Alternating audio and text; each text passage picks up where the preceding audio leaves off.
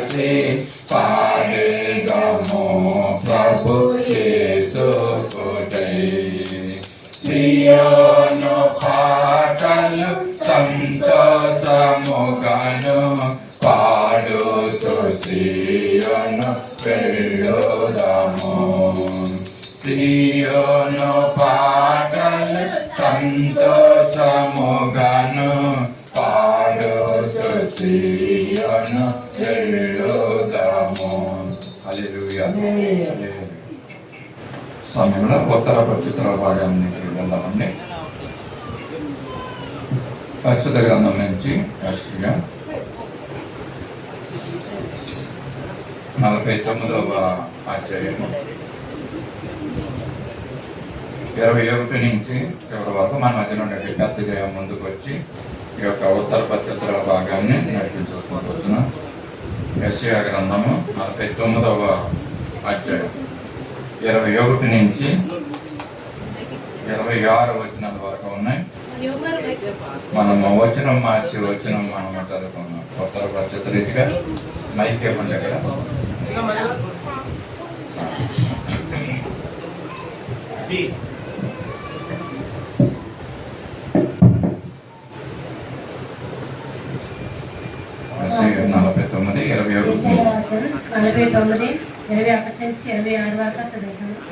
అప్పుడు నేను నా పిల్లలను పోగొట్టుకున్న సంతాహీనులను ఒంటరైన ఇటు అటు తిరుగులాడుచు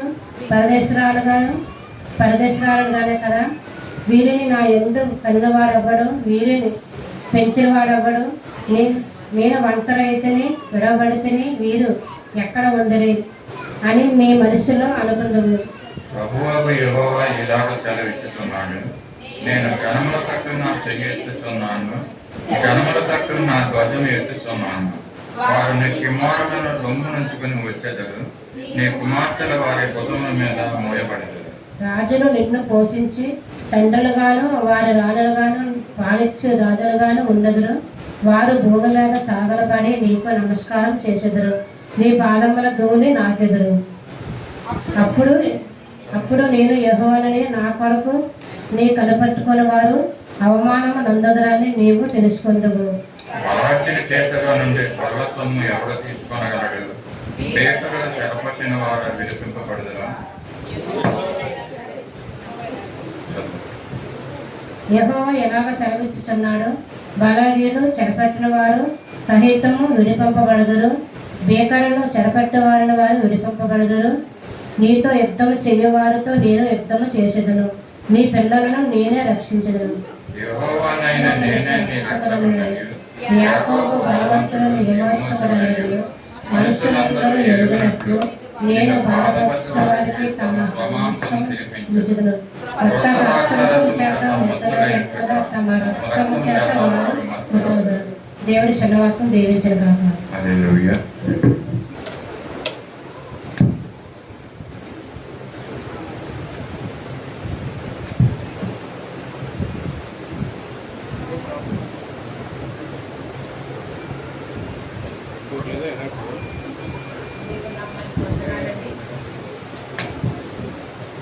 దేవనామానికి వందనాలండి.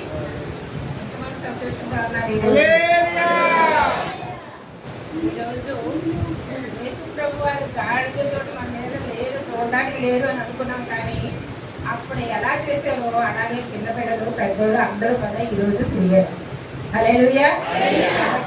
ప్రభు మనతోటి గాడిద మీద వచ్చాడు. హల్లెలూయా. అందుకే ఇంత ఘనంగా జరిగింది. దీనికి పాల్గొన్నటువంటి అందరిని మీతో మరి ఆర్గనైజ్ చేసినటువంటి మరి ప్రసాద్ గారు, మరి డేవిడ్ గారిని, మరి మన భాస్కర్ గారిని అందరికీ కూడా ఒకసారి హల్లెలూయా చెప్పండి.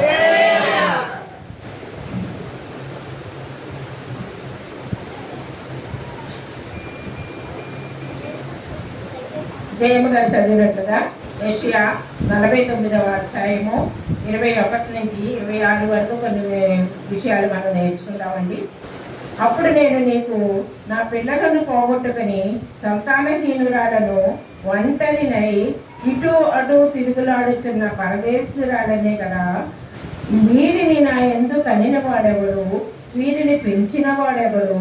నేను ఒంటరి కత్తినే విడువబడితిని, వీరు ఎక్కడ ఉండేదరు అని నీ మనస్సులో నీవు అనుకుందువు. ఇశ్రాయేలు ప్రజల గురించి ఈ యొక్క ప్రవచనము యెషయా ద్వారా ఇక్కడ వ్రాయబడిందండి. అయితే కొంతకాలానికి ఏమవుతుందంట, యూదుల్ని అన్యజనులే మారుస్తారట. అన్యజనులు అనుకుంటాం కదా, దేవుని తెలియనటువంటి వారు, దేవుని నమ్మనటువంటి వాళ్ళే కొంతకాలానికట యూదులు అందరినీ మారుస్తారట. అంటే యూదుల్లో కొంతమంది దేవుని నమ్మలేనటువంటి వాళ్ళు కూడా ఉంటారన్నమాట. పేరుకి ఇశ్రాయేలు ప్రజలే వాళ్ళు, కానీ దేవుని నమ్మకుండా ఉన్న వాళ్ళు కొంతమంది ఉంటారు. కాబట్టి అటువంటి వారిని మార్చడానికి దేవుడు అన్యుల్ని ఏర్పరచుకుంటారట. అన్యులు దేవునిలోకి తిరిగి వాళ్ళు యూదుల్ని మారుస్తారట. అది ఈ యొక్క వచనాల యొక్క సారాంశం. అయితే ఇక్కడ చూద్దామండి, 22వ వచనం చూసినట్లయితే, ప్రభువు యెహోవా ఇలాగూ సెలవిచ్చుచున్నాడు, నేను జనుల తట్టు నా చెయ్యి ఎత్తుచున్నాను, జనుల తట్టు నా ధ్వజము ఎత్తుచున్నాను. వారు నీ కుమార్తెను రొమ్మును ఉంచుకుని వచ్చేదరు, నీ కుమార్తెలు వారు భుజముల మీద మోయబడరు. దేవుడు ఏం చెప్తున్నారంటే, ఒకసారి కానీ దేవుణ్ణి తెలుసుకొని వాళ్ళు, అరే మనం ఇంతకాలం దేవుణ్ణి మనం మర్చిపోయాము, మన ఇష్టానుసారంగా జీవించాము, అయితే ఇప్పుడు దేవుడిని తెలుసుకున్నాక వాళ్ళు ఏం చేస్తారంటే దేవుని దగ్గర పరిగెట్టుకొస్తారట.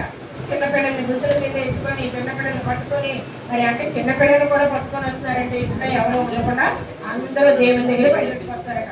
అటువంటి పరిస్థితికి దేవుడు వాళ్ళని తీసుకొస్తారనమాట. ఆ విధంగా ప్రతి ఒక్కరు కూడా దేవుడిని తెలుసుకుంటారు, ఆయన యొక్క మహత్కార్యాన్ని తెలుసుకుంటారు, ఆయన దగ్గరికి అందరూ కూడా పరిగెట్టుకొని వస్తారు. అయితే మనము యెషయా గ్రంథం 64 ఒకసారి చూద్దామండి. యెషయా 64 కొంచెం ముందుకెళ్తే, కన్నులెత్తి చుట్టూ చూడుము, మీరందరూ కూడుకొని నీ యొద్దకు వచ్చుచున్నారు, నీ కుమారులు దూరం నుండి వచ్చుచున్నారు, నీ కుమార్తెలు శంఖనెత్తబడి వచ్చుచున్నారు. అప్పుడు దేవుడు యెషయా గారితో ప్రవచనం ఏ విధంగా అయితే రాయించారో మనం ఇక్కడ చూస్తున్నామండి. ఏమన్నదండి, కన్నులెత్తి చుట్టూ చూడము, వీరందరూ కూడుకొని నీ ఎద్దకు వచ్చుచున్నారు, నీ కుమారులు దూరం నుండి వచ్చుచున్నారు, నీ కుమారులు చక్కగా ఎత్తబడి వచ్చుతున్నారు. ఇక్కడ వాక్యం ఏమన్నదండి, ఇక్కడ ఏమేమన్నది మనకి ఇక్కడ, నీ కుమారులను రొమ్మున ఉంచుకొని వచ్చేదారు, నీ కుమారులను వారి భుజం మీద మోయబడ్డారు. అంటే అలాగా చిన్నపిల్లలు కూడా పట్టుకొని దేవుని సన్నిధికి ఎప్పుడైతే దేవుణ్ణి తెలుసుకుంటారో, ఆయన యొక్క మహత్కార్యాన్ని తెలుసుకుంటారో, దేవుని ఎప్పుడైతే నమ్ముతారో, అప్పుడు ఇంక వాళ్ళు ఉండలేక వాళ్ళందరూ కూడా దేవుని దగ్గరికి పరిగెట్టుకొని వస్తారట. ఆ విధంగా రాజులు నిన్ను పోషించు తండ్రులుగాను, వారి రాజులు నీకు పాలించు దాసులుగాను ఉండేదారు. వారు భూమి మీద సాగిలపడి నీకు నమస్కారము చేసేదారు, నీ పాదముల ధూళి నాకెదరు.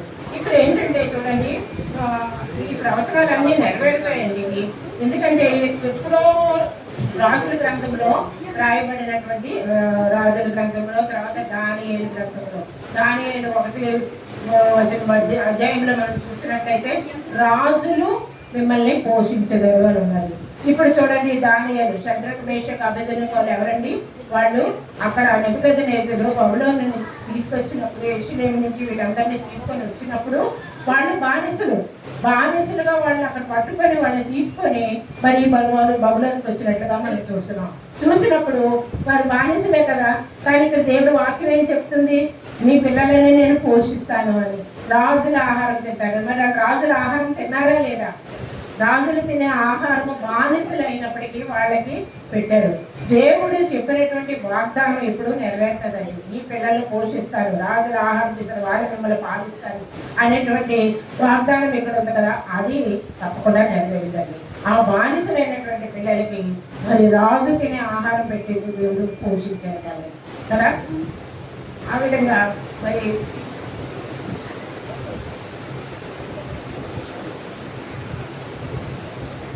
22 తర్వాత 72:9 ఒకసారి చూద్దామండి. కీర్తనలో 72:9, కీర్తనలో 72:9.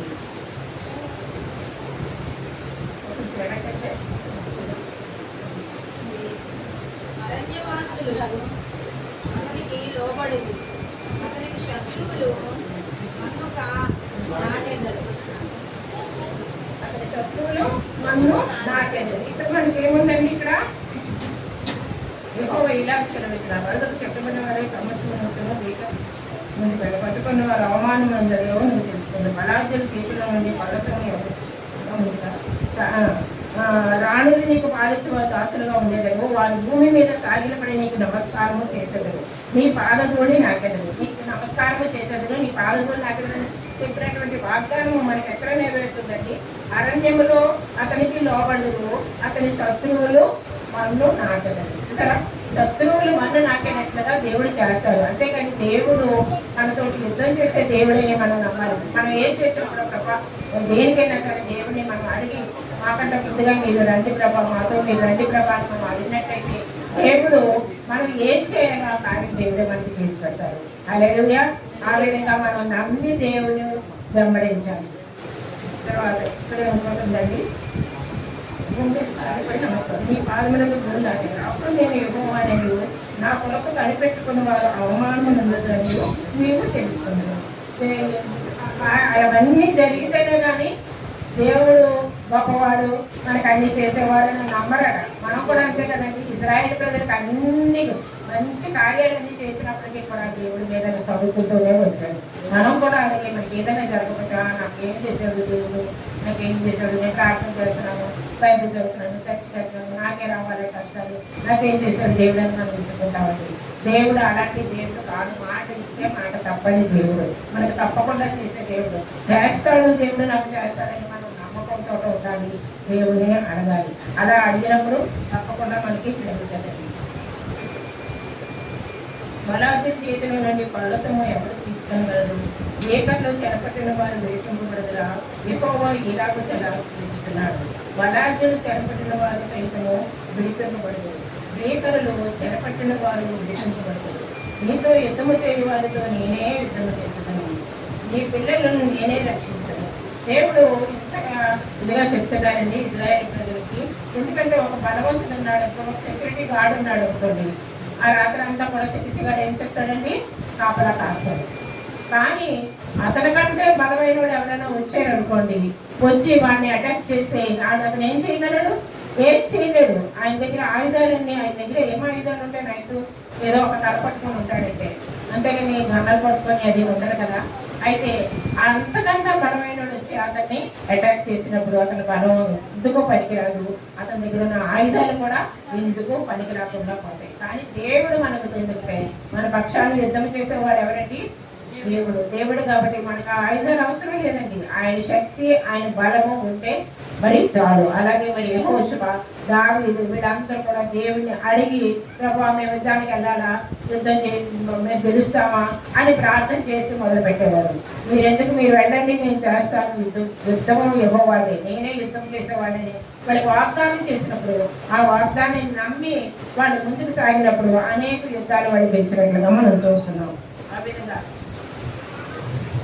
ఇదిగో ఇప్పుడు వారి బుద్ధిలో ఎప్పుడూ వచ్చింది కలవే మనం అభివృద్ధి చేసుకోవాలి. నా హృదయమును నేను శుద్ధి చేసుకుని ఎదుట ఎత్తనే, నా చేతులు పడుకునే నిర్మలుడనే ఎదుట ఎత్తనే. దినమంతయు నా బాధ నాకు బాధ కలుగుతున్నది, ప్రతి ఉదయమున నాకు శిక్ష వచ్చుతున్నది. ఇలా ముచ్చరించునని నేను అనుకో యాకోబు బలవంతులను నీ విమోచకుడ నీవు మనుషులందరూ ఎరుగునట్లు నిన్ను బాధపరిచిన వారికి తమ స్వమాంసమును తినిపించగలరు. రక్త ద్రాక్షారము చేత మత్తులైనట్టుగా తమ రక్తము చేత వారు మత్తులరు. దేవుడు ఏం చేస్తాడంటేనండి, ఎప్పుడైతే దేవుని మాట వినకుండా ఆయన విధేయులై మరి అన్నీ కూడా దేవుడి దగ్గర నుంచి మనం పొందుకోకుండా మనం జీవించినట్టయితే దేవుడు ఏం చేస్తాడంటే ఒక కరువు వస్తుంది. కరువు వచ్చినప్పుడు మనకి చూడండి, సొలొమోను రాజుగా ఆయన భక్తులు ఏమవుతుంది, ఈరోజు నీ బిడ్డను తిన్నావు, రేపు నా బిడ్డను తిందు కానీ అని అనుకొని మరి మనుషులు ఎలాగైతే మనుషులు తిన్నారో, కన్న బిడ్డల్ని తిన్నారో ఆ విధంగా ఇక్కడ ఏమవుతుందంట, వాళ్ళ మాంసం వాళ్ళే తింటారట. ఇటువైపు కుడివైపుకు తిరిగి మాంసం తిని మళ్ళీ ఎడం వైపుకు తిరిగినప్పుడు మళ్ళీ మాంసం తిన్నట్టు వాళ్ళకంటే కడుపు నిండదట. వాళ్ళ మాంసం వాళ్ళే తింటున్నా కూడా వాళ్ళకి కడుపు నిండదట. ఆ విధంగా అలాంటి కరువు, అలాంటి వ్యతిరేకత దేవునికి ఉన్నప్పుడు, దేవునికి వ్యతిరేకంగా ఉన్న వాళ్ళకి అటువంటి పరిస్థితి తీసుకొచ్చాడు మన దేవుడు. మనం ఎన్నో కళలు నేర్చుకున్నాం ఇందులో. కాబట్టి మనం ఏం చేయాలంటే దేవుడిని నమ్మి, దేవుడు నాకు ఇది చేస్తాడు అని మనం నమ్మకంగా ఉన్నట్టయితే దేవుడు ఆ విధంగా చేస్తాడు. రక్త ద్రాక్షారసం భక్తులైనట్టుగా తమ రక్తము చేత వారే భక్తులు, వాళ్ళ రక్తం వాళ్ళే తాగుతారట. చూడండి, వాళ్ళ రక్తం వాళ్ళు తాగి ద్రాక్షారసం తాగితే మొత్తలు అవుతారు, కానీ వాళ్ళ రక్తం వాళ్ళే తాగి మొత్తలు అవుతారు. అంటే అంత వాళ్ళ మాంసం తింటూ వాళ్ళ రక్తం తాగుతూ ఉండే పరిస్థితికి వస్తారు దేవుని మాట నమ్మకపోతే. ఒకసారి చూద్దామండి ప్రకటన గ్రంథము 14:20 ఒకసారి చూద్దాం. ప్రకటన 14:20.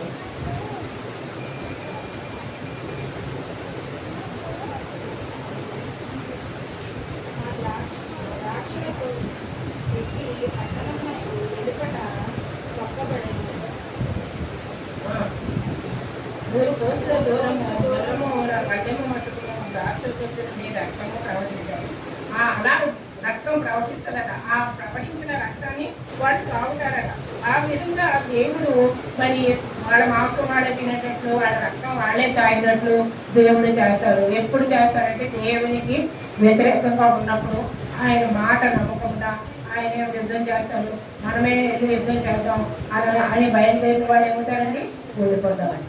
ఓడిపోయి అక్కడ వాళ్ళు ఎంతో నష్టపోయినట్లుగా మనం చూస్తాం. అటువంటి కరువులు ఇప్పుడు చూడండి, మనకు యుద్ధాలు జరుగుతున్నాయి. యుద్ధాలు జరుగుతుంటే ఏమవుతుందండి, మనకు పెట్రోల్ లేదు, మనకి గ్యాస్ లేదు, ఇంకా అనేక వస్తువులు మనకు దొరకకుండా కరువు వచ్చే రోజులు మనకు వస్తున్నాయి ముందు ముందుకి. కాబట్టి మనం ఎంతో జాగ్రత్తగా ఉండాలి. మనం యుద్ధం గురించి మనకి ఏమి సంబంధం లేదు అని మనం కూర్చోడానికి లేదు. మనం ఏం చేయాలండి, ప్రార్థన చేయాలి. ప్రభు వాళ్ళకి సమాధానం ఇవ్వండి, వాళ్ళ యొక్క వెపన్స్ ఏది కూడా పని చేయకుండా చేయండి. అనేక మంది, నేను ఒక వీడియో చూశాను, చిన్న పిల్లలండి, ఒకళ్ళు చిన్న పిల్లలు ఉన్నారు, ఒక 4-5 సంవత్సరాలు ఆడిపో చిన్న పిల్లలు ఎత్తుకొని పరిగెడుతున్నారు. వాళ్ళకంతా రక్తము ఇలా కసి అంతా అలా ఉందన్నమాట. చిన్నపిల్లలు ఎలాంటి పరిస్థితుల్లో ఉన్నారు చూడండి. వాళ్ళకి ఆహారం లేదు, తిండి లేదు, తల్లిదండ్రులు లేరు, ఎవరు ఎక్కడున్నారో తెలియదు. ఆ విధంగా బాధపడుతున్నారు. అటువంటి పరిస్థితి మనం ఒకసారి చూసినట్టయితే మనం ఏ స్థితిలో ఉన్నామండి, దేవుడు మనల్ని ఇంటిగా కాపాడుతున్నారు, ఇంత ఇదిగా మనకు అన్ని ప్రొవైడ్ చేస్తున్నారు. కానీ ఇప్పుడు ఆ కరువు వచ్చే సమయంలో మనం ఏం చేయాలంటే ప్రార్థన చేయాలి. ప్రార్థన చేసి యుద్ధాలు మీద తొందరగా దేవుడు ఆఫ్ చేయాలి. ప్రభా మీకు మీ చిత్తము, మీరు యుద్ధము ఇవ్వాలి అన్నారు, మీరు యుద్ధము చేస్తారు, అది మేము నమ్ముతాం. కానీ ఈ పరిస్థితులను బట్టి మరి దేశాలు పాడైపోతున్నాయి, ఎంతో ఆస్తి నష్టం, జన నష్టం జరుగుతుంది. కాబట్టి ప్రభు మనం అన్నిటి ప్రార్థన చేయాలండి. ఆ యుద్ధాల గురించి, యుద్ధాలు ఆగిపోయి అనుకోండి అందరూ సమాధానం పడిపోతారు. కానీ నువ్వెంత అనుకుని ఇంకా యుద్ధాలు చేస్తూ ఉన్నారు. ఇది ఎప్పుడు ముగుస్తారో మనకి తెలియనటువంటి పరిస్థితుల్లో మనం ఉన్నాం. కానీ ఇప్పుడే ఇలా అనుకుంటే తర్వాత ముందు రోజులకి ఇంకా మనం గడ్డు పరిస్థితులను మనం చూడవలసి వస్తుంది. కాబట్టి మనం ఏం చేయాలండి, దేవునికి ప్రార్థన చేస్తూ ప్రభు ప్రతి కీడు నుంచి మమ్మల్ని తప్పించండి, అక్కడ అందరికీ సమాధానం తెచ్చండి, ఆ అధికారులతో మాట్లాడండి, ప్రెసిడెంట్లతో మాట్లాడండి, సైన్యాధిపతులతో మాట్లాడండి, పెద్దలతో మాట్లాడండి, ఎవరు ఈ ఆలోచనలు చేస్తున్నారో వాళ్ళ మనసును మీరు మార్చండి అని మనం ప్రార్థన చేయాలి. అది ఒక్కటే చేయాలి. దేవుడు యుద్ధం చేసేవాళ్ళు కరెక్టే మనం నమ్ముతాం, కానీ వాళ్ళు కూడా నమ్మి అక్కడ దేవుడి మీద ఆధారపడి ముందుకు సాగే ప్రభును దయచేయమని మనం ప్రార్థన చేయాలి. దేవుడి ఇచ్చిన వాక్యం మన ఇంట్లో జీవించుకున్నాక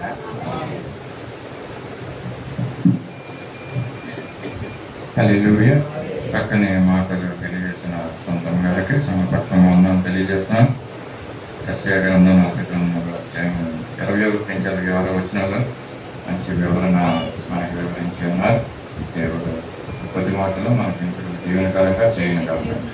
సమయంలో మనం విజ్ఞాపన ప్రవర్తన చేసుకుందామండి. విజ్ఞాపన ప్రవర్తన చేసుకుందాం. మన మధ్యలో దేవుడి పిల్లల ముందుకు వచ్చి ఆయన విజ్ఞాపన ప్రార్థన చేయవలసినగా కూర్చున్నాం. అందరం కళ్ళు మూసుకుందాం. మనం కూడా ప్రార్థనలో ఏకీభవిద్దాం. ప్రభువుని మనం కూడా విజ్ఞాపన చేద్దాం, మొదలుపెడదాం. ప్రభువుకి మన సంఘం గురించి, దేశం గురించి, రాష్ట్రాల గురించి ప్రార్థన చేసుకున్నాం.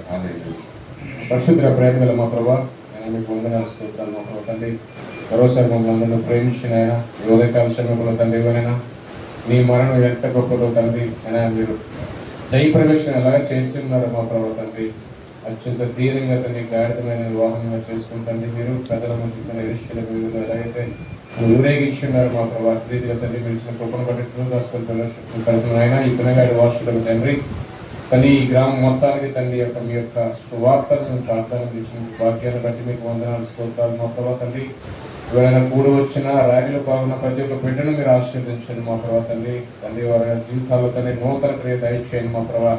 వారికి ఉన్న ఇబ్బందులు అక్కడితో మీరు తీర్చండి మా ప్రభావ తండ్రి. కేవలం తండ్రి ఆచారమే కాదు కానీ మా ప్రభావ ఎంతో మంది నశించి తండ్రి నిజమైన దేవుడి కోసం వెతుకుచున్న వారికి తండ్రి మేము మీ కొరకు మేము ప్రార్థిస్తున్నామని చెప్పడం కోసం తండ్రి మీరు మమ్మల్ని తండ్రి మా పాదాలకు తండ్రి సువార్త వల్ల సిద్ధమనిషి తండ్రి తగ్గించి తండ్రి పంపించారు. మీరు ప్రభావ మీకు వందనాలు స్తోత్రాలు వేసారు తండ్రి. ఎవరైనా ఈ ఎవరైతే కూడుకొని ఇచ్చున్నారు మా ప్రభావ తండ్రి బిడ్డలందరినీ ఆశ్రయికి సహాయం చేయండి. మా వ్యక్తులు రాష్ట్ర ప్రజలందరూ మీరు తోడుకుంటండి మా ప్రభావ తండ్రి. లేదండి ఈ మందిరంలో ఎవరైతే అనారోగ్యంగా ఉన్నారు మా ప్రభావ వారిని ముట్టండి స్వస్థపరుస్తుంది. ఈ మందిరంలో ఎవరైతే తండ్రి ఆర్థిక ఇబ్బందులతో ఉన్నారు మా ప్రభావ తండ్రి మాకు తెలియనప్పటికీ తండ్రి సమస్యలు జరిగిన మా ప్రభావ తండ్రి మీరు వారి అక్కరం తీర్చండి మా ప్రభావ తండ్రి. పట్టజాలను విస్తారంగా దీవెనలు కుమ్మరిస్తారని మాట్లాడుతున్నాం మా ప్రభావ తండ్రి. అయ్యా వెదకుడి దొరుకుతుందని మాట్లాడుతున్నాం. మా తట్టుడు తీయబడి అంటున్నారు మా ప్రభావ తండ్రి. అటు రీతిగా మా మనుషుడు తండ్రి నిజమైన దేవుని తట్టు తిప్పి తండ్రి అయ్యా ఆచరణ క్రైస్తవులుగా కాకుండా నిజమైన క్రైస్తవులుగా ఆత్మతో సత్యంతో ఆరాధించే భాగ్యం మాకు దయచేయండి మా ప్రభావ తండ్రి. ఈ మందిరంలో మేము వింటున్నామంటే మా ప్రభావ విన్న వాక్యం ద్వారా మా హృదయాలు కట్టుబడాలి మా ప్రభావ తండ్రి. మా హృదయాల్లో తండ్రి మాకు ఆయాసకరమైన విషయాలు ఎవరైతే తీసివేయడం సహాయం చేయండి మా ప్రభావ. అనేక మంది అనేక దినాలుగా స్వస్థత పొందలేకపోతున్నారంటే మా ప్రభావ అవును మా ప్రభావ వారి హృదయాల్లో మీరు ఎంత మాత్రం పనిచేస్తున్నారో నాకైతే తెలియదు మా ప్రభావ. వారు పూర్తిగా విశ్వసించి మీ సన్నిధిలో మోకరించి మీపైన ఆనుకునే కృప వారికి దయచేయండి మా ప్రభావ. మీకు వందనాలు స్తోత్రాలు తండ్రి. ఇవరైనా వేషధారుల ముందు తీసివేయబడతారని మీరు మాట్లాడుతున్నారు మా ప్రభావ. అటు రీతిగా మా హృదయాలు ఉండకుండా మా ప్రభావ తండ్రి సమస్తము మీపైన మీ కృపపైన ఆధారపడి జీవించడానికి సహాయం చేయండి మా ప్రభావ తండ్రి. ఇవరైనా రానున్న దినాల తండ్రి ఇవరైనా ఎవరైతే సిద్ధపడుతున్నారో తండ్రి రక్షణ కోసం తండ్రి మీరు వారితో మాట్లాడండి మా ప్రభావ తండ్రి. అయ్యా ఇంకనూ ఆలోచన చేస్తే తండ్రి ఇది రాకలు వస్తుందేమో మా ప్రభావ తండ్రి. అయ్యా మేము ఎప్పుడు విడవబడ్డానికి వీల్లేదు మా ప్రభావ తండ్రి. అయ్యా నిజమైన దేవుడి కోసం ఎదిగి ఇంకనూ ఆలోచన చేయడంలో అర్థం లేదు మా ప్రభావ తండ్రి. ప్రతి ఒక్కరితో మీరు మాట్లాడండి మా ప్రభావ తండ్రి. అయ్యా మీరు ఆ హృదయం తెరవండి మా ప్రభావ. మీకు వందనాలు సూత్రం. ఎవరైనా దినమెల్లా మీకోసం చేతులు చాపుతున్నారని చెప్తున్నారు మా ప్రభావ మాట్లాడుతున్నారు మా ప్రభావ. అట్టి వాక్యాన్ని మా హృదయంలో జీర్ణింప చేసుకుంటండి. మాలో ఉన్నటువంటి ప్రతి ఒక్క అనాలోచన తీసివేస్తండి తండ్రి. మాలో ఉన్న ప్రతి ఒక్క దుర్బుద్ధిని తీసివేస్తండి. మాలో ఉన్న ప్రతి అనీతి కార్యాన్ని తీసివేయండి మా ప్రభావ తండ్రి. లోకం తండ్రి చాలా బహు చెడ్డగా ఉంది మా ప్రభావ. దినములు ఉన్నప్పుడే తండ్రి నీ ఇల్లు చెక్క పెట్టుకొని మాట్లాడుతున్నారు మా ప్రభావ తండ్రి. మేము ఇహలోక ఆశీర్వాదాల కోసం ఇహలోక ఆశల కోసం ఇహలోక తండ్రి ఐశ్వర్యం కోసం పరిగెడుతున్నామేమో మా ప్రభావ తండ్రి. అయ్యా మీరు మాట్లాడుతున్నారు మా ప్రభావ. ఇహలోక ఆశీర్వాదము ఆస్తి తుప్పు పట్టేస్తుందని మాట్లాడుతున్నారు మా ప్రభావ తండ్రి. అయ్యా మీ కొరకు తండ్రి మా కొరకు స్థలం సిద్ధపరచడం జరిగిన మా ప్రభావ తండ్రి. అయ్యా అత్యధికమైన జ్ఞానం కలిగి తండ్రి అయ్యా మీ పరలోక వాష్యులుగా తండ్రి గుర్తించడానికి తండ్రి మీరు రాహులు ఎత్తబడడానికి మా మనసులు మీరు కట్టండి మా ప్రభావ. మరోసారి మాతో మాట్లాడండి మా ప్రభావ తండ్రి. ఎవరైతే కూడి వచ్చిన్నారో మా బిడ్డ తండ్రి ఆ బిడ్డలందరూ మీరు ఆశీర్వాద సహాయం చేయండి మా ప్రభావ. మా దేశాన్ని జ్ఞాపకం చేసుకోండి మా ప్రభావ తండ్రి. అయ్యా అనేక మంది ఇబ్బందులు పడుతుంది మా ప్రభావ. అనేక మంది తండ్రి అయ్యా పేద ప్రజలకు తండ్రి తినడానికి తిండి లేకుండా ఉంది మా ప్రభావ. అనేక చిరు వ్యాపారులు తండ్రి వారి వ్యాపారానికి తండ్రి ఈ గ్యాస్ అనేది లేకుండా తండ్రి వారి వ్యాపారాలు మూసుకొని బాధపడుతున్నారు మా ప్రభావ తండ్రి. వారి కొరకు తండ్రి సమాజం తండ్రి ఇదైనా ప్రపంచంలో శాంతి దయచేయండి మా ప్రభావ. ఇశ్రాయేలుపై అనేక దేశాలు తండ్రి అకారణంగా తండ్రి కేవలం దేవుని నామాన్ని పెట్టి తండ్రి వారిపై యుద్ధం చేయడానికి ముందుకు కాళ్ళు రువ్వుతున్నారు మా ప్రభావ తండ్రి. అయ్యా మీరు ఆధీన నుంచిగా మీరు మాట్లాడితే మా ప్రభావ వారందరూ వింటారు మా ప్రభావ తండ్రి. నిజమైన పరిశుద్ధ స్థలము తండ్రి హోలీ కంట్రీగా ఉంది మా ప్రభావ. అయ్యా ప్రపంచానికి మార్గదర్శకంగా ఉంది మా ప్రభావ. యూదులు తండ్రి నివసించిన ప్రతి చోట తండ్రి వేరైన అద్భుతాలు చేస్తున్నారు మా ప్రభావ. అయ్యా దేశాన్ని మీరు కాపాడండి మా ప్రభావ. ఆ దేశ సరిహద్దులు మీరు ముట్టండి మా ప్రభావ తండ్రి. అయ్యా శత్రువులు మీరు వారికి లోబడిన కృప దయచేయండి మా ప్రభావ. అయ్యా అమెరికా ట్రంప్ గారితో మీరు మాట్లాడండి మా ప్రభావ తండ్రి. ఏది యుక్తమైనదో ఏది నీతైనదో ఏది శాంతికరమైన తండ్రి అట్రీతిగా వారి హృదయంతో మీరు మాట్లాడి ముందు సహాయం చేయడానికి మా ప్రభావ. సహాయం చేయండి మా ప్రభావ. ఏ దేశమో పాడైపోవడానికి వీల్లేదు మా ప్రభావ. అయ్యా నీ రాగల పర్యంతరకు ప్రతి ఒక్కరు తండ్రి శాంతి సమాధానంతో ఉండాలని మీరు మాట్లాడుతున్నారు మా ప్రభావ తండ్రి. అనేక మంది అనేక దేశాలు తండ్రి ఈ యుద్ధ ప్రావీణ్యాన్ని పెట్టి తండ్రి ఇబ్బందులు పడుతున్నారు మా ప్రభావ తండ్రి. యుద్ధానికి తండ్రి ఆ తండ్రి డైరెక్ట్ గా ఇండైరెక్ట్ గా తండ్రి వారు బానిసలుగా అయిపోతున్నారు మా ప్రభావ. వారి జీవితాలు మీరు మార్చండి మా ప్రభావ. అయ్యా వారికి సమాధానం కట్టండి మా ప్రభావ తండ్రి. ఇరాన్ ప్రభుత్వంతో మీరు మాట్లాడండి మా ప్రభావ తండ్రి. అయ్యా వారికి ఉన్నటువంటి రేగిపోయినటువంటి మనుషులతో మీరు మాట్లాడే వారికి నెమ్మది దయచేయండి మా ప్రభావ. ఏది నిజమైనదో ఏది శాంతకరమైనదో మీరు వారితో మాట్లాడండి మా సహోదర ప్రేమ కలిగి సహాయం చేయండి మా ప్రభావ. అయ్యా మీ యుద్ధం మీరు చేయవారు మీరైతే తండ్రి. అయ్యా ఇరాన్ కానీ అమెరికా కానీ ఎవరు ఏమి చేయలేరు మా ప్రభావ తండ్రి. అయ్యా మీరు వారితో మాట్లాడండి మా ప్రభావ. ప్రతి దేశాన్ని జ్ఞాపకం చేసుకుని మా ప్రభావ, మా దేశ నాయకులు మీరు జ్ఞాపకం చేసుకుని మా ప్రభావ తండ్రి. అయ్యా రీసెంట్ గా వచ్చేసరి అనేకమైన తీర్పులు బట్టి మేము బాధపడుతున్నాం మా ప్రభావ తండ్రి. అయ్యా క్రైస్తవులపై ఉక్కు పదం మోపాలన్నది అనేక రకాల ప్రయత్నం చేస్తున్నప్పుడు మా ప్రభావ అంచె దినాలు దగ్గర పడుతున్నాయేమో మాకు తెలియదు కానీ మా ప్రభావ అయ్యా నిన్ను వెంబడించాలంటే నన్ను ఉపేక్షించుకొని నీ సెలవు ఎత్తుకుని ముందుకు జరగమన్నారు మా ప్రభావ. మిమ్మల్ని వెంబడించమన్నారు మా ప్రభావ. అవును మా ప్రభావ, నాలో ఉన్నది ఏది తీసివేసినప్పటికీ, నాలో ఉన్నది ఏది తీసివేసినప్పటికీ తండ్రి, అయ్యా నా స్థితిలో మార్చినప్పటికీ మా ప్రభావ తండ్రి, కేవలం నా నిజమైన దేవుడిని మిమ్మల్ని వెంబడించడానికి కృప మాకు దయచేయండి మా ప్రభావ. అయ్యా క్రైస్తవులపై దాడిగా తండ్రి అయ్యా అభివర్ణిస్తున్నారు మా ప్రభావ. అయ్యా నాకు ఉన్నది ఏదైనప్పటికీ తండ్రి నేను తీసుకుని వెంబడించే వరకు మీరు సహాయం చేయండి మా ప్రభావ తండ్రి. అయ్యా తండ్రి గవర్నమెంట్ కలిసి చేసేటువంటి ఎటువంటి తీర్పులైన చట్టాలైనా క్రైస్తవులకు వ్యతిరేకం కాకుండా మీరు సహాయం చేయండి మా ప్రభావ. ప్రతి ఒక్కరు నిజమైన దేవుని అంగీకరించడానికి అయ్యా అంత వేల చెల్లించి తండ్రి మిమ్మల్ని సాగడానికి మీ అనుకూల మీ యొక్క మాటలో విని మీ యొక్క నరకల్లో కట్టడానికి తండ్రి మా జీవితాలు కట్టుకోవడానికి సహాయం చేయండి మా ప్రభావ తండ్రి. ఇవాళ సత్య శివక సంఖ్యను మీరు జ్ఞాపకం చేసుకుని మా ప్రభావ అనేక మంది విడబడుతున్నారు మా ప్రభావ తండ్రి. అయ్యా మీ పునరుద్ధాన దినం తండ్రి అయ్యా లక్ష్య పెడుతున్నారు మా ప్రభావ. వారితో మీరు మాట్లాడండి మా ప్రభావ తండ్రి. ఇవరైనా ఒక రోజు మీ మందిరంలో గడిపిన 1000 దినముల కంటే శ్రేష్టమని మీరు మాట్లాడుతున్నారు మా ప్రభావ. గడిచిన తండ్రి అనేకమైన దినాల నుంచి తండ్రి 40 దినాల నుంచి నైనా అయ్యా శిలువ కుటుంబం జరుగుతుండగా మీరు అనేకమైన అద్భుతమైన మాటలు మాట్లాడినారు మా ప్రభావ. అటువంటి మాటలు వారి హృదయాల తండ్రి మార్పును తీసుకొచ్చిన మేము నమ్ముచున్నాం మా ప్రభావ తండ్రి. అనేక మంది అంతటా అందరూ వారి మనసు పొంది మిమ్మల్ని అంగీకరించి ప్రతి మోకాలు మీ మధ్య ఉంగిలే సహాయం చేయండి మా ప్రభావ. అయ్యా మూడు తప్పు మరైన దేవుడు మాకు లేకుండా సహాయం చేయండి మా ప్రభావ. మా ద్విమనస్సులుగా ఉన్నాం మా ప్రభావ. ఈ డబుల్ మైండ్గా ఉన్నట్టు మా మనసులు మీరు మార్చండి మా ప్రభావ తండ్రి. వాళ్ళు మమ్మల్ని స్థిరపరచండి, మా అడుగులు స్థిరపరచండి మా ప్రభావ. అనేక నాశనకరమైన గుంటలో తెగుల్లో మీరు పడిపోకుండా మీరు కాపాడండి మా ప్రభావ తండ్రి. ఎవరైనా మా కొరకు తండ్రి అనేక సార్లు తండ్రి గర్దిస్తున్నారు మా ప్రభావ. అయితే మేము అయ్యా మా చెవిని పెట్టట్లేదు మా ప్రభావ, అలక్ష్య పెడుతున్నాం మా ప్రభావ. అయ్యా మేము వినకుండా ఉంటున్నాం మా ప్రభావ తండ్రి. అయ్యా మీ కృపతో మనం జ్ఞాపకం చేసుకుని సహాయం చేయమని ఈ ఉదయకాల సంఘంలో తండ్రి మీరు చేస్తున్న అనేక కార్యాలు బట్టి సమస్త మహిమ గంట ఆరోపిస్తూ మీకే సెలవు తీసుకుంటాను మా ప్రభావ. ఆమేన్. సమయంలో క్యాలెండర్లోని వాక్యాన్ని ఎంపిక చేసుకున్నాం అండి. మన మధ్య డ్యామ్ రూట్ గారు ముందుకు వచ్చినట్లయితే క్యాలెండర్లోని వాక్యాన్ని ఎంపిక చేసుకున్నాం.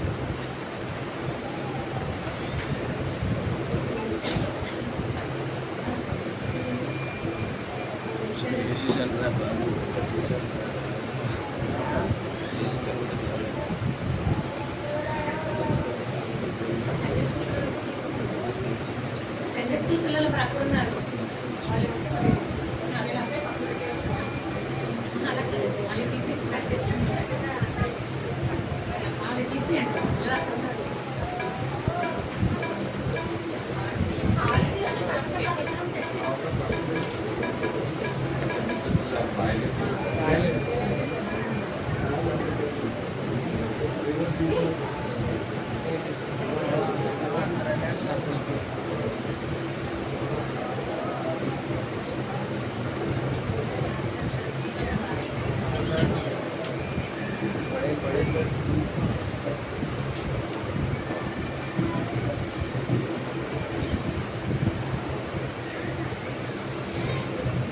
ఎస్పీలా రెండవదిగా టీకేసీఎల్.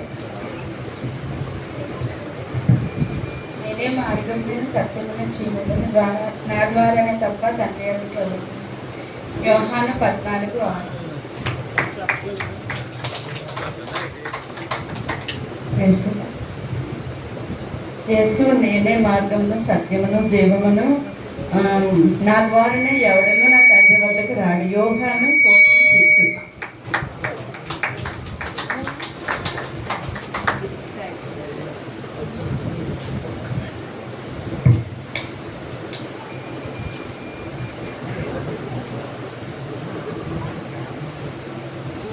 సమయంలో విశ్వాస ప్రమాణం చెప్పుకున్నామండి. అందరూ లేచి నిలబడి విశ్వాస ప్రమాణం మన మధ్య నుండి విజయ్ కుమార్ గారి ముందుకు వచ్చి విశ్వాస ప్రమాణం తెలియజేయవలసిందిగా అందరూ లేచి నిలబడి విశ్వాస ప్రమాణం చెప్పుకుందాం.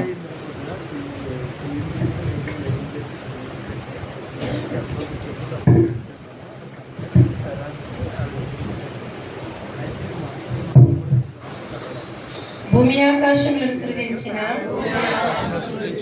సర్వశక్తి గల తండ్రి అయిన దేవుని నేను నమ్ముచున్నాను.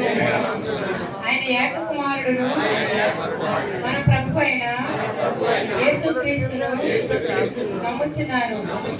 ఈయన పరిశుద్ధాత్మ వలన కన్య అయిన మరియకు జన్మించి సిలువ వేయబడి చనిపోయి సమాధి చేయబడి అదృశ్య లోకములోనికి దిగిననియు మూడవ దినమున లేచి పరలోకమునకి ఎక్కి సర్వశక్తి గల దేవుని వద్ద ఉన్నాడనియు సజీవులకు మృతులకు తీర్పు చేయుటకు అక్కడ నుండి వచ్చినని నమ్ముచున్నాను.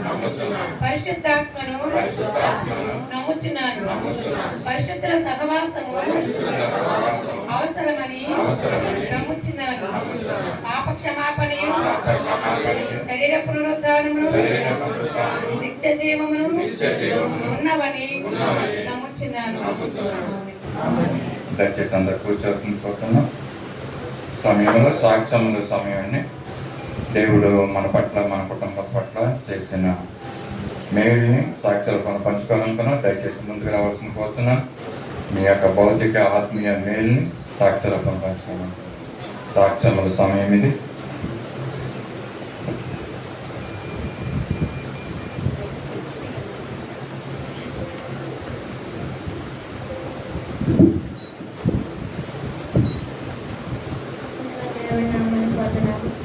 అలాగే ఇప్పుడు వచ్చిన సంఘానికి, మా సంఘ కాపరికి నా వందనాలు. నా సాక్ష్యం ఏంటంటే, మొన్న ఆదివారం కాకుండా కిందటి ఆదివారం నేను సన్నిధికి వచ్చాను. నేను సన్నిధికి వచ్చినప్పుడు ఇంటికి వెళ్ళేటప్పటికి సన్నిధికి వచ్చి నేను వైజాగ్ వెళ్ళాను, పాప దగ్గరికి వెళ్ళాను. వెళ్ళి రాబోతాడికి మా కోడలు గిన్నెలు తోముతూ ఇంట్లోకి బట్టలు మడత పెట్టడానికి వెళ్తూ అలాగే అక్కడ పడుకుండిపోయిందట మంచం మీద. అయితే బాబు ఒక గదిలో పడుకున్నాడు, ఈమె ఒక గదిలో పడుకుంది. అయితే బాబుని తీసుకుని వెళ్ళిపోయాను, చిన్న బాబుని తీసుకొని వెళ్ళిపోయాను. వెళ్ళిపోయిన తర్వాత అప్పుడు మా బాబు ఏమో మా అబ్బాయి ఏమో శ్రావణి శ్రావణి శ్రావణి అని పిలుస్తుంటే పలకట్లేదంట. పలకట్లేనప్పుడు ఏటి పలకట్లేదు, ఎన్నిసార్లు పిలిచినా పలకవేడు శ్రావణి నువ్వు అని చెప్పేసి యువత రూమ్కి రాబోతాడికి ఈ పిల్ల ఒంటి మీద స్పృహ లేకుండా ఉందంట. ఉన్నప్పుడు నాకు ఫోన్ చేస్తాడు. 5:30 అయింది, నాకు ఫోన్ చేస్తాడు. నేను వెళ్ళబోదంటే అక్కడికి 4. అయితే అమ్మ ఏటో శ్రావణి తెలియట్లేదు, నాకు పిల్లగా నువ్వులకు పలుకు లేకుండా ఉంది, నాకు చాలా భయంగా ఉందమ్మా అని చెప్పేసి ఫోన్ చేశాడు. ఎంత పిలిచినా పలకట్లేదమ్మా, చెయ్యేస్తే ఓన్లీ హార్ట్ తోటే ప్రాణం ఉన్నట్టుగా ఉంటుంది, అంతేగాని ఏవి కూడా పనిచేయట్లేదమ్మా అని చెప్పాను. చెప్తే అప్పుడు ఏమొచ్చి అయ్యో ఏటి ఎలాగైందని మళ్ళీ వెంటనే నటించి రెట్ట అయిపోయాను.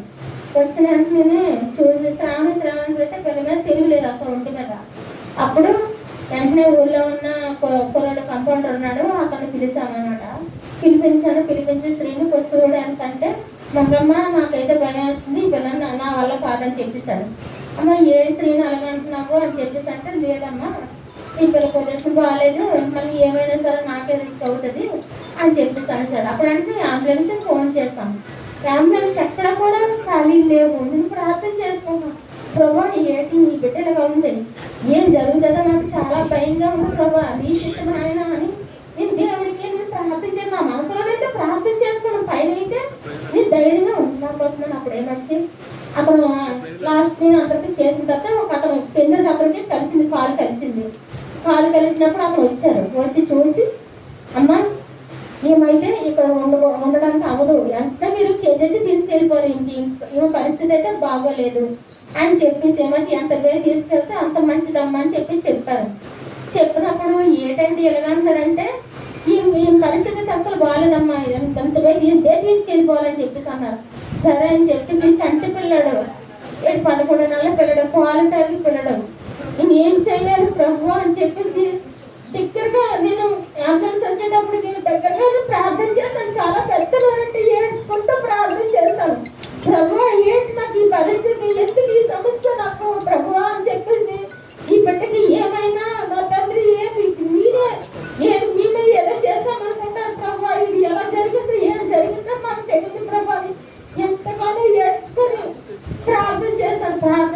దగ్గర అంబులెన్స్ అక్కడ వచ్చి లేదమ్మా వెంటనే తీసుకెళ్ళిపోవాలి, ఇక్కడ ఉంచకూడదు మీ అమ్మాయి అని చెప్పారు. అక్కడికి వెళ్ళిన తర్వాత అక్కడికి వెళ్ళాక కూడా స్పృహ లేదు, అసలు ఒంటి మీద అసలు స్పృహ లేదు. ఇవన్నీ చేసినా సరే ఇక్కడ అంబులెన్స్ అతను ఏంటి ఇంజక్షన్ చేశాడు, ఇంజక్షన్ వచ్చింది, ఇంజక్షన్ ఎక్కలేదు. అలాగే మళ్ళీ ఆ కంపౌండర్కి అతను అంబులెన్స్ అతను నేను వచ్చేటప్పటికి ఇది సిలిండర్ ఎక్కించండి బాటిల్ అని చెప్పారు. ఎక్కించేస్తే అది కూడా వెంటనే వచ్చింది, అది ఎక్కలేదు. పిల్లలు అస్సలు ఏవి కూడా పని చేయలేదు. అసలు పని చేయకపోతే అప్పుడు నేను ప్రార్థన చేసుకున్నాను, కన్నీటితో ప్రార్థన చేసుకున్నాను. ప్రభు ఆ బిడ్డను బ్రతికించు, తల్లి లేని బ్రతికంటే ఏంటో నాకు తెలిసి నేను అనిపించాను ప్రభు. నేను నా అక్క చెల్లెళ్ళు కూడా చాలా నరకం చూసాను. మేనత్త దగ్గరికి జరిగా మా తల్లి చిన్నతనంలోనే చనిపోయింది. నా మ్యారేజ్ అయింది, మా తర్వాత చెల్లెళ్ళు ఇద్దరు చెల్లెళ్ళు చిన్న పిల్లలు చనిపోయింది. కానీ నా పరిస్థితిని ఈ బిడ్డకు రాకూడదు ప్రభు అని ఎంతగానో ప్రార్థించాను. ప్రార్థించినప్పుడు దేవుడు నా బల ఆలకించాడు. తీసుకెళ్ళిన తర్వాత రాత్రి అంతా కూడా తెలివి రాలేదు. ఆ మనసు రోజు మధ్యాహ్నం ఇప్పుడు తెలివి వచ్చింది, రాలేదు. ఉదయం తెలివి వచ్చింది కానీ మాట రాలేదు. మాట రాలేదంటే అమ్మ మాట రాలేదమ్మా, ఏంటో తెలియట్లేదమ్మా, నా భయంగా ఉండమా, నా పిల్లలు మళ్ళీ ప్రార్థన చేయి బాబు, నువ్వు ప్రార్థన చేసుకో, ప్రార్థన చేసుకో, ఇదే చెప్పేదాన్ని నేను పిల్లడికి కూడా. అప్పుడు మనసు రోజు మధ్యాహ్నం 2 గంటలకి మాట క్లియరెన్స్ వచ్చి నాకు ఫోన్ చేయించాడు. ఫోన్ చేసి అత్తయ్య బాధగా ఉన్నాడు అని అడిగింది. అడిగినప్పుడు బాగానే ఉన్నాడమ్మా అని చెప్పాను. ఆ రాత్రి అంతా కూడా బాబు కూడా పడుకోలేదు. తెల్లవారు ఏడుస్తాను, ప్రార్థన చేసుకుంటూనే ఉన్నాను.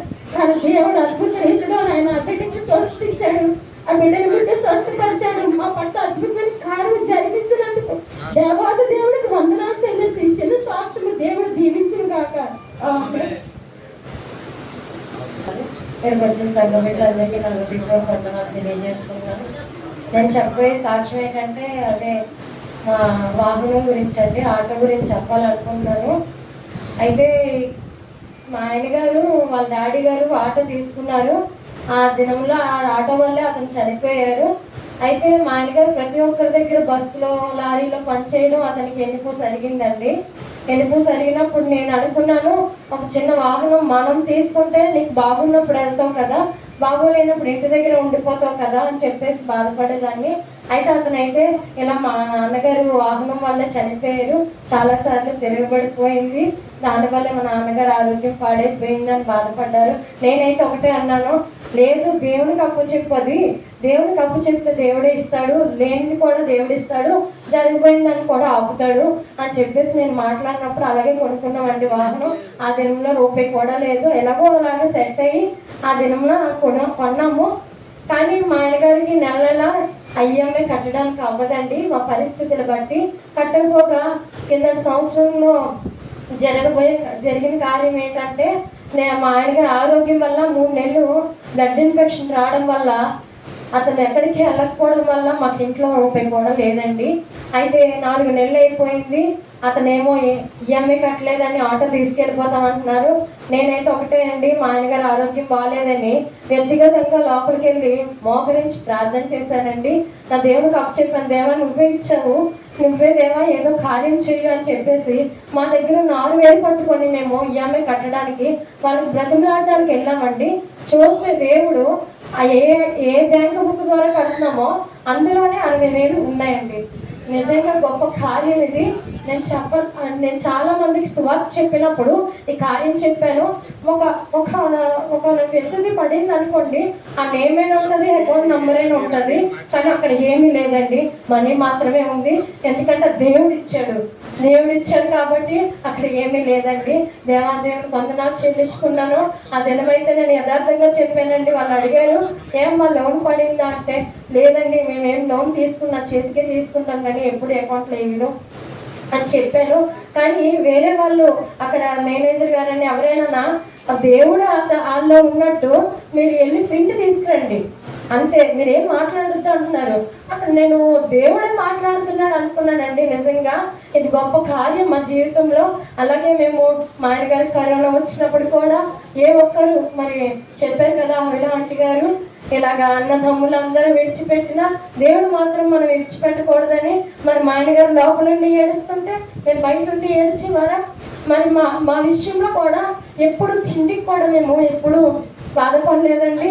పిల్లల విషయంలో కూడా గొప్ప కార్యాలు అంటే బర్త్డే విషయాల్లో అన్ని విషయాల్లో కూడా అప్పు చేసి పెడితే ఎవరైనా నేను ఎవరిని విమర్శించి మాట్లాడట్లేదండి. అందరూ వచ్చి తినేవారు వెళ్ళేవారు తప్ప ఎవరు ఏమ్మా బాగున్నావా ఏమ్మా బాగున్నారా అని పెద్ద మనుషులు లేరు మాకు ఏ విషయంలో కూడా. అయితే నేను ప్రేర్ చేసుకున్నప్పుడు నాకు ప్రేరేపణ ఏంటంటే, నువ్వు ఉన్నవారికి మేలు చేస్తే ఏం లాభం, లేని వారికి కదా పెట్టాలని దేవుడు మాట్లాడినప్పుడు 2 years నుంచి లేని వారికే పెడుతున్నామండి మేము. దాన్ని బట్టి దేవాదేవునికి వందనాలు చెల్లించుకుంటాను. అలాగే విజయ అమ్మగారు చెప్పారు మొన్న, ఇలాగ పేద పిల్లలకి ఇలా డొనేషన్ చేస్తున్నాము, ఇలా పెడుతున్నాం అన్నప్పుడు ఇలాగా అందరికీ పేదవాళ్ళకి సహాయం చేస్తాము అందరూ అన్నప్పుడు అందరూ సహకరిస్తున్నారు అన్నప్పుడు నేను చాలా సంతోషించానండి. అలాగే అమ్మగారు కూడా ఎప్పుడైనా చర్చలు ఏమైనా పెడితే దారిలో మేమే కదండి తీసుకెళ్తాము, ఎవరికొకరికి ఇస్తుంటారు. దాన్ని బట్టి కూడా నేను చాలా సంతోషించాను. మీరు కూడా ఇప్పుడు చాలామంది ఉపవాసంలో ఉన్నారు. ఇది నా ప్రేరేపణ బట్టి చెప్తున్నాను ఏంటంటే, లేని వారిని పెట్టడం వల్ల దేవుడు మనకి పెడతాడండి. ఇదే నా హృదయంలో దేవుడు ఈరోజు మాట్లాడమన్నాడు కాబట్టి మీకు చెప్తున్నాను. అందరూ కూడా ఉపవాసంలో ఉన్నవాళ్ళు లేని వారికి పెట్టండి, దానివల్ల మేలు కలుగుతుంది. ఉన్నవారికి పెట్టడం వల్ల ఏం ప్రయోజనం లేదండి. ఈ చిన్న సాక్ష్యం దేవుడు దీవించి ఆశీర్వించు కాక. ముఖ్యంగా చెప్పడం మర్చిపోయి నిన్నటిదేనా ఆట మళ్ళీ తీసుకెళ్ళిపోతాను అన్నారు. అయితే నేను మొన్న ఆ 2 రోజులు చర్చికి రాలేదు కదండి. నేను బాగోలేని వాళ్ళ కోసం చూడడానికని మా ఫ్యామిలీ మెంబర్స్ కోసం వెళ్ళాను. మరి వాళ్ళందరూ హిందువులే. నేను రావడం పక్కన పెడితే నేను వెళ్ళిన తర్వాత అక్కడ ఏం చేయాలి? ప్రేయర్ చేయాలండి, దేవుని నామాన్ని ప్రకటించాలి అని చెప్పేసి ప్రార్థన చేసినప్పుడు ఒక అబ్బాయి అండి, మరి కోపం గురించి డేవిడ్ బ్రదర్ గారు మాట్లాడారు కదా, ఒక మామయ్య అవుతారు, అతను తాగేసి కోప్పడి బాబుకి ఇక్కడ తొడ మీద తొక్కేశారండి. ఆ బాబు ఎర్రోడు కనుక మాటలు రావు. అందరూ కూడా ఎవరి దగ్గరికి వెళ్ళినా చీపురు కూడా పట్టుకొని కొట్టేస్తారండి. మరి నేనైతే ఏం చేశానంటే, ఇది నా గొప్ప కాదు, ఎప్పుడు వచ్చిన అబ్బాయి నన్ను ఏం అంటండి, ఎందుకంటే నేను ఏం అన్ను కాబట్టి నన్ను ఏం అంటూ ఎప్పుడు ఏదో ఒకటి ఇస్తూ ఉంటాను. అందుకని ఆ బాబు ఎందుకో తెలియదు, చూడలేనప్పుడు మొన్న బాగోలేదా కదా, ఇరిగిపోయింది కదా అని పళ్ళు పట్టుకెళ్ళినప్పుడు ఆ బాబు నా కాస్త చూసి ఏడుస్తున్నాడు. మరి ఆ బాబుకు మాటలు రావు కదా, ఏడుస్తున్నప్పుడు నాకు అనిపించింది, నాకు ప్రార్థన చేయాలని అనిపించి అక్కడ వాళ్ళ అమ్మగారు కూడా కొద్దిగా విశ్వాసం కదా అని చెప్పి పిలిపించి అక్కడ నేను నా భర్త ప్రార్థన చేసినప్పుడు ఆవిడ అంటుంది, మా బాబు గారు మాటలు రావు కానీ దేవునికి ఏ శ్రద్ధమే జయం అంటాడు అని చెప్పేసి అంటుంది. నాకు ఎంత సంతోషం అనిపించిందండి. దేవుని నామాన్ని మనం కనపరచాలని నేనైతే ఎంతో ప్రయాసపడుతున్నాను. నా భర్త విషయంలో నేను కూడా ఎన్నో కార్యాలు చూశాను, నా విషయంలో కార్యాలు చూశాను. ఇంకా నేను ఏమైనా ఒకళ్ళు పెట్టినప్పుడు ఒకటే అంటాను, దేవా నువ్వు ఇచ్చావు నేను ఇస్తున్నాను అంతే.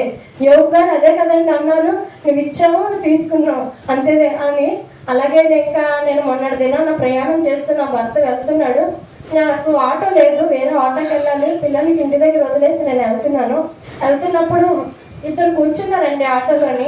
అయితే నేను మా అమ్మగారు కూడా కూర్చున్నాము. ఒక అతను సూట్ కేసు పట్టుకొని వచ్చి నేను ఫోన్ మాట్లాడుతున్నా నేను లగ్గమంటున్నాడు. సరే కదా అని తగ్గించుకొని ఉంటాను కదండి అని చెప్పేసి ముసలిళ్ళు అయితే లెగిసేస్తామండి. అతను బాగున్నాడు, టిప్ టాప్ ఉన్నాడు, నేను అవన్నీ చూడలేదు, లెగిసేమన్నాడు కదా అని చెప్పి లెగిసి పక్కన కూర్చుంటే మరి మా అమ్మగారు ఊరుకుంటారు ఏంటండి, నాకు బాగోలేదు. అయితే హెల్త్ బాగోకుండా పక్కన కూర్చున్నానని, ఏం బాబు నువ్వు బాగానే ఉన్నావు కదా, ఆడవాళ్ళు లేపేసి ఎలా కూర్చుంటావు అని అన్నారు.